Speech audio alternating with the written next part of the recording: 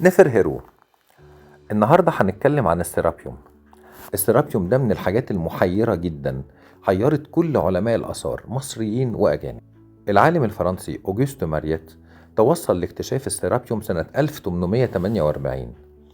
السيرابيوم ده مكان مخصص لدفن العجل أبيس، لأنه الحيوان المقدس للإله سيرابيس.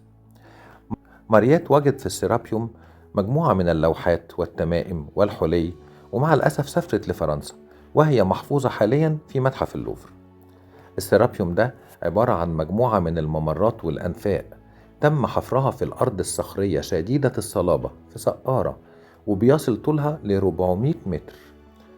اتحفر جواها 24 حجرة جانبية حفرت بالتبادل، يعني مش قصاد بعض. تحتوي هذه الحجرات على 26 تابوت ضخم من أحجار صلبة زي الجرانيت الأحمر والأسود. كل التوابيت عند اكتشاف المكان كانت مغلقة، لدرجة إن ماريت لما حاول يفتح هذه التوابيت ولم يستطع، اضطر لاستخدام الديناميت، ومع ذلك فتحها ولقاها فارغة. تابوت واحد ما كانش في مكانه.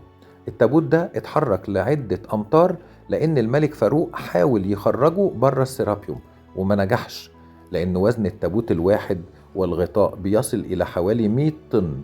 التابوت 70 طن والغطاء بتاعه 30 طن، يعني مجموع الاتنين 100 طن.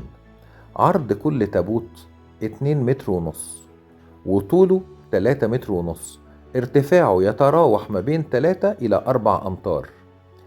كمان حاجة دقيقة جدا عملوها، إن الزوايا داخليا وخارجيا في كل تابوت محسوبة بمنتهى الدقة 90 درجة بالظبط، مفيش أي نسبة خطأ.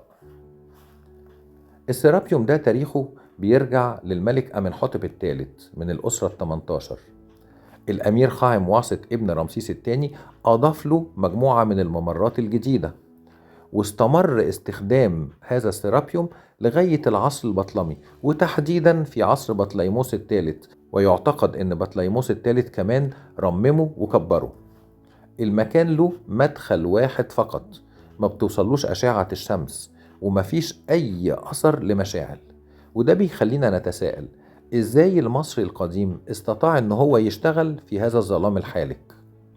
وده مش السؤال الوحيد، عندنا أسئلة تانية كتير. يعني مثلا المصريين حفروا هذه الأنفاق الضخمة في الصخر وما كانش عندهم أي أدوات تمكنهم من ذلك. إزاي؟ من المستحيل إن عمل زي كده يتعمل بالأيدي البشرية فقط وبدون معدات حديثة. كمان إزاي قدروا يقطعوا التوابيت العملاقة دي وينعموها وينقلوها ويدخلوها إلى هذا العمق من بوابة صغيرة جدا نسبيا؟ التوابيت كانت مغلقة ومفيش فيها أي مومياوات للعجول. يبقى الهدف كان إيه؟ هل كان فيه هدف تاني إحنا لسه ما نعرفوش؟ عموما السيرابيوم بيشكل لنا مجموعة من الألغاز بتفوق في غموضها ألغاز بناء الهرم الأكبر، ومش لاقيين لها تفسير منطقي لغاية دلوقتي.